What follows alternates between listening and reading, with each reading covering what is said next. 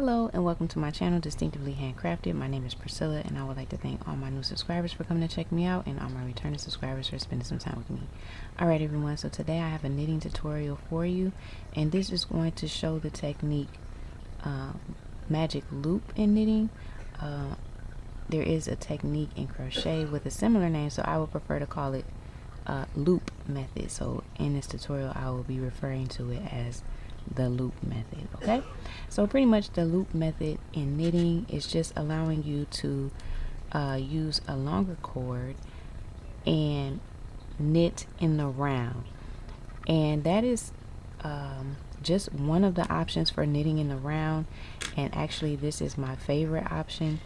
Another option is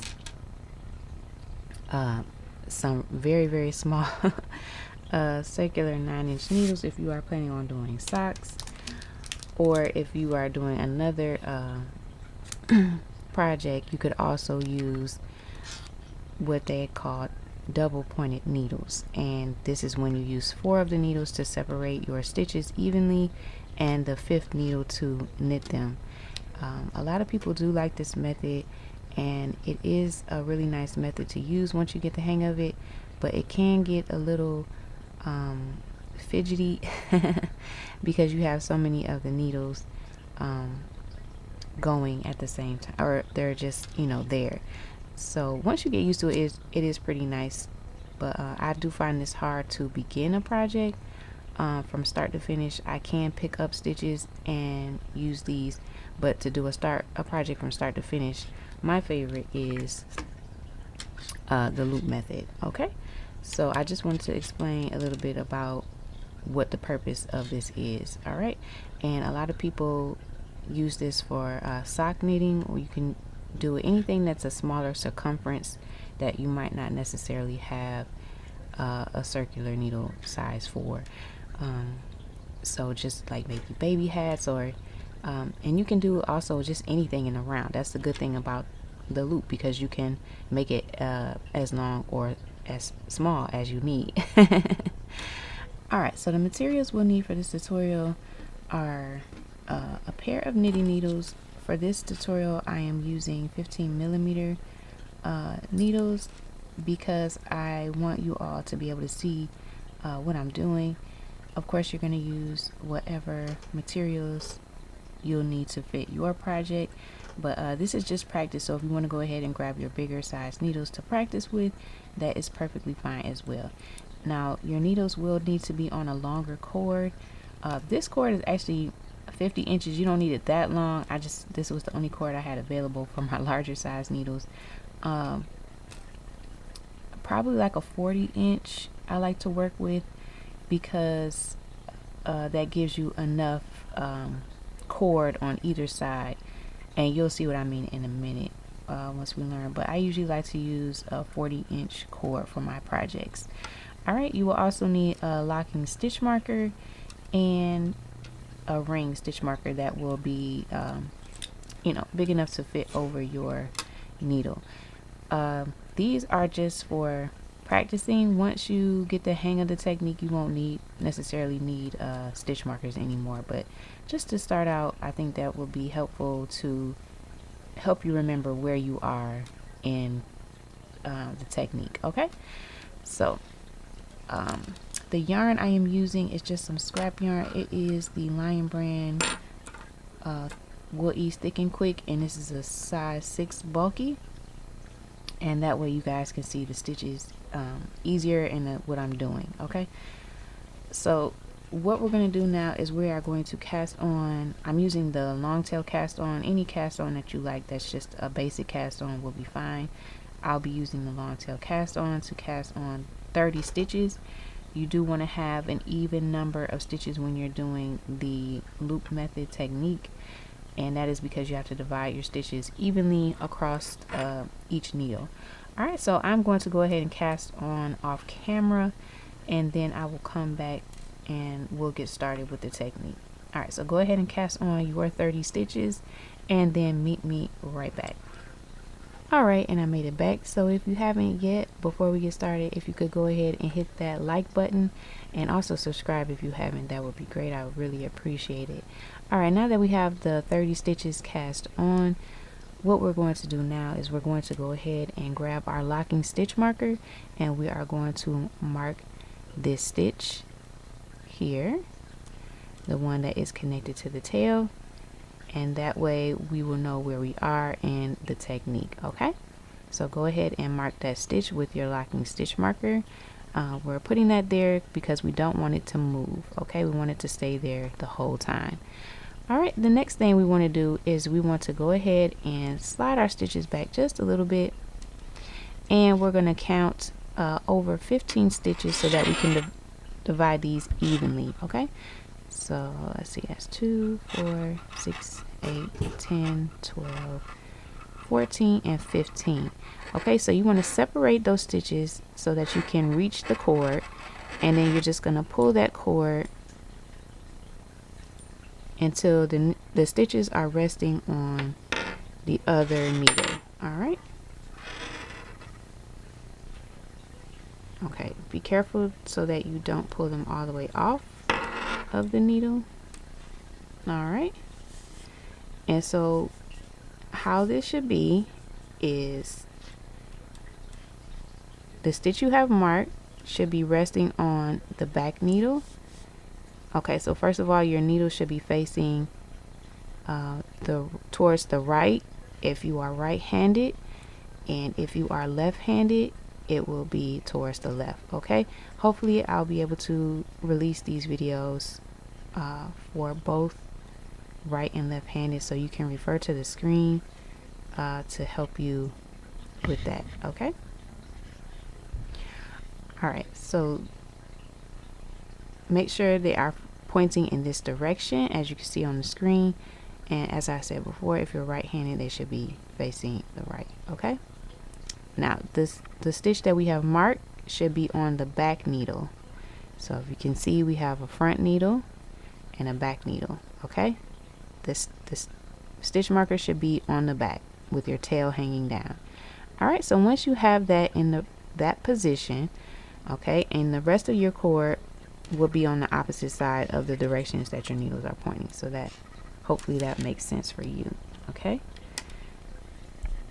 so once you have them set up in this manner, what we're going to do is we are going to carefully pull the back needle that has the stitch marker on it. We're going to pull that back and let the stitches rest on the cord. Alright, and you want to pull it enough so that you can have it turn towards the stitches on the front needle and be in position to get ready to knit those stitches. Alright, so you want to pull it enough so that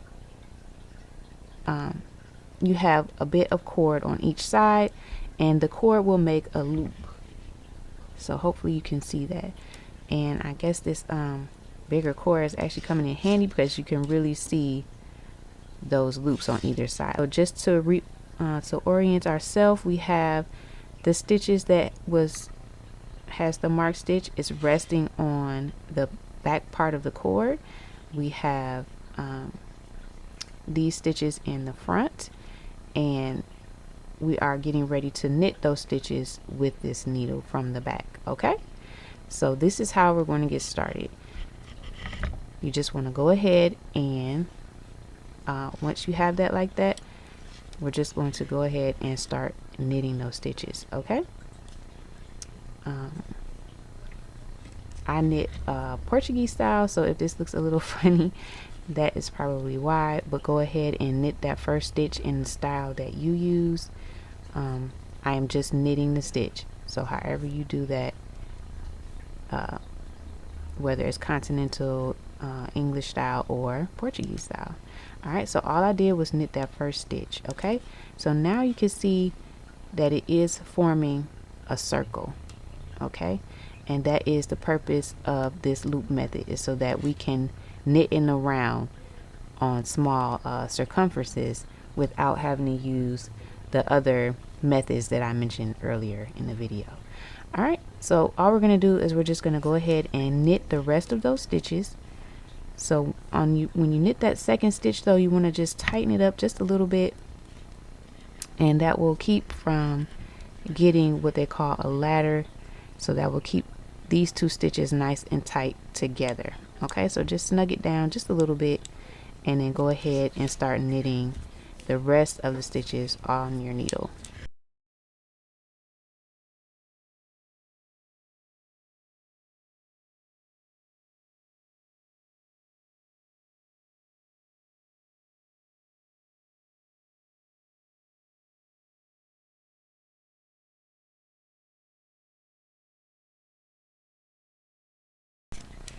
Before we get to the last stitch, we're going to go ahead and put in our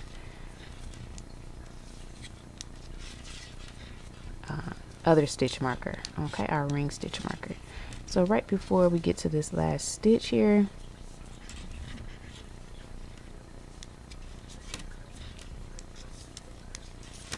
we're going to grab our ring stitch marker. Okay, so see how I have 2 stitches left on the needle, so I just want to knit that one, and now I'm going to grab my ring stitch marker here, and I'm just going to slide that on the needle. Now this will tell me that this is the first set of stitches that I am knitting. All right, and it's important because when you're first doing this technique, if you put the project down or something like that, you can get mixed up on where you are. At least I did when I first learned. So maybe you might be able to recognize where you are in the process, but for me, when I first started, it would have been helpful if I had used stitch markers. Okay, so now I'm going to go ahead and knit that last stitch, and that will just lock this in place and keep it from sliding along the cord and getting lost and not being of any purpose or use at all. Okay, so now you can see that since we have knit the stitches,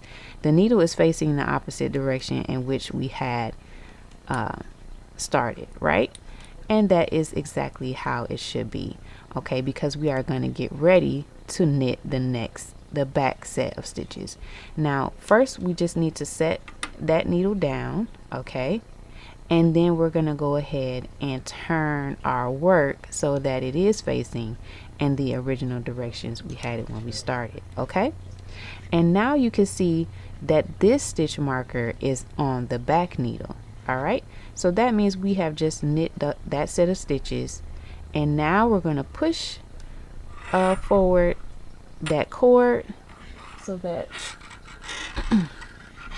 we're going to push that cord through the stitches so that our needle is going to have the stitches resting on it. Okay, so this is what that looks like. All right, now I can just go ahead and do that for you again if you would like. So if you need me to do that again, I will just do that really quickly. All right, so when we finish knitting, okay, this is what our work looked like. We had dropped the needle. All right, we are going to turn our work first, so that's facing in the original direction in which we had it. And then we are going to push the loose needle all the way through so that the stitches are now resting on the needle. All right, and you can rewind that and replay that part as many times as needed. Hopefully the stitch markers will help you. All right, so your ring stitch marker should now be in the back. Okay, here it is there. All right, and you will always have that one stitch there, and that's just to lock it in place. Okay. All right, so what we're going to do now is we are going to pull the needle out of the back stitches and allow those to rest on the cord, and now we will knit this set of stitches that are in the front. Okay, once we have knit these stitches, then that round will be complete. Okay, so we have not completed the round yet. All right, so let's go ahead and knit those stitches so that we can complete our round. And make sure when you get to that second stitch, even the first stitch, you can just kind of pull down or snug it up however you do yours. As I said, I do have a different knitting style, so it may look a little different, but just make sure you knit the stitches in the style that you are comfortable in. Okay, that is all I am doing, is knitting the stitches. All right, so we are almost through to the end here. So hopefully I am being clear in the directions. As you can see, we have the loops on either side, so we know we are doing this correctly. All right, and of course, if you have any questions, please feel free to leave them in the comments down below, and I will do my best to help. And as I stated before, you can just go ahead and rewind the video as many times as you need in any section. Okay, all right, so we are on our last stitch, so we're gonna go ahead and knit that. All right, and then we could just drop this needle down, and then we're just gonna turn our work. Okay. Oops. I'm just gonna push those back a little bit because it's kind of on the tip there. Okay. So if you do have this long little bit, don't worry about that. It's just that when you do the next round, just tighten up just a little bit more, and then that will go away as you progress on in your project. Okay, so now you see that we are back at the beginning. We have our locking stitch marker on that back stitch, and that means we have completed one round of our knitting. Okay, so this is pretty much all we're gonna do. So I'll go ahead and do one more round with you so you can get a little bit more comfortable in completing the round with this technique, and then you can go ahead and feel free to keep practicing and rewind the video as needed. All right, so let's make sure we are oriented in the correct way. So we have our locking stitch marker in the back. Since we are starting a new round, that locking stitch marker should be in the back, and our needles should be facing the right if you are right-handed, or the left if you are left-handed. Okay, and now we are going to I will have the tutorials titled as left or right-handed, so make sure you are in the correct video for you in this process. Okay, and you can go ahead and look at the screen just to make sure that you have your needles pointed in the correct direction. All right, so now we're going to go ahead and push our cord through so that the front stitches are resting on our needle.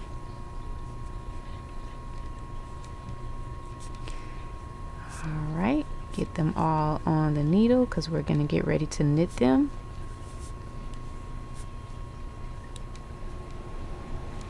Okay, and now we're going to go ahead and pull the needle from the back out, and we're going to allow those stitches to rest on the cord, and then we're going to turn that needle around and face towards the other stitches on the front needle. That way we can get ready to knit them. And now you can see we are back with a loop on each side of our work here, a loop of cord. So that is why it's the loop method here. All right, and then we are going to start knitting. All right, so this is the first stitch of our second round that we are going to start knitting. All right, and as I said, just make sure you snug that up, and that way you won't get a ladder in between your work. And a ladder is just sort of a wider space than what should be there because the tension wasn't tight enough, and that's all that is. So now we're just knitting across this first needle here.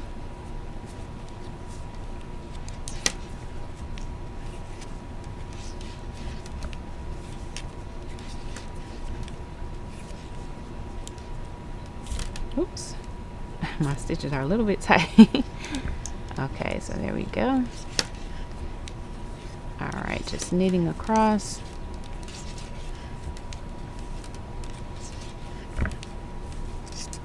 And when you come to that stitch marker, you just want to slide it and keep it there for a little while until you get used to the method. If you are actually working on a project, if they already require you to have stitch markers and you need to use these, just use a different color, and then that way you'll know what stitch marker is for what. Okay, so we're just going to slide that over and then go ahead and knit that last stitch on the needle.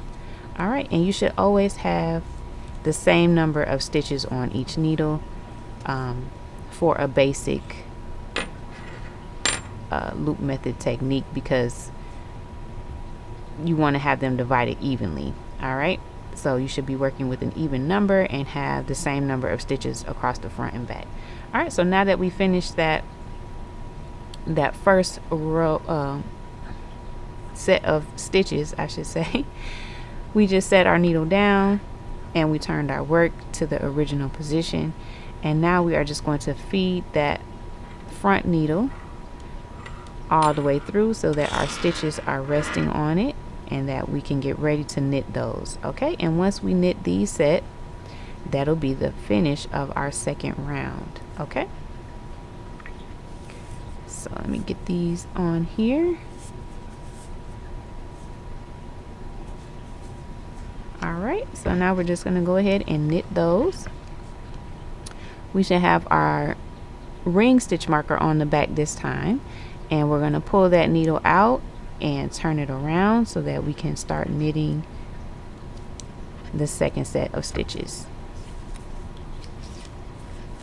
Alright, we have our loop on either side, our loop of cord, and we are just going to knit in the round.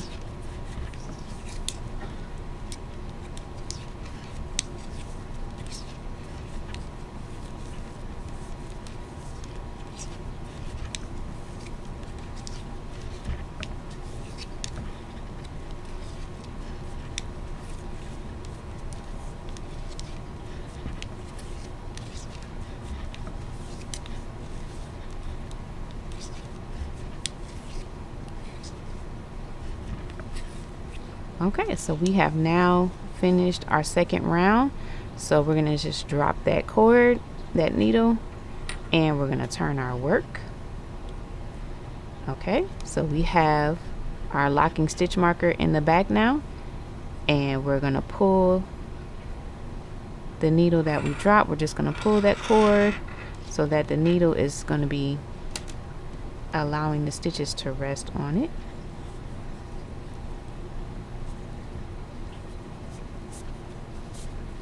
Just like that, and now we are set to start our third round. Okay, so that is how you do the loop method, and as I stated before, this is great for if you're working on socks or other small projects that needs to go in the round and you don't want to use the other described methods that I talked about in the beginning of the video. Okay, so I really hope this was helpful to you. This is just a technique. I wasn't showing any pattern or anything, so you would just use this technique and follow the pattern instructions, but this is how you do the loop method. Okay, and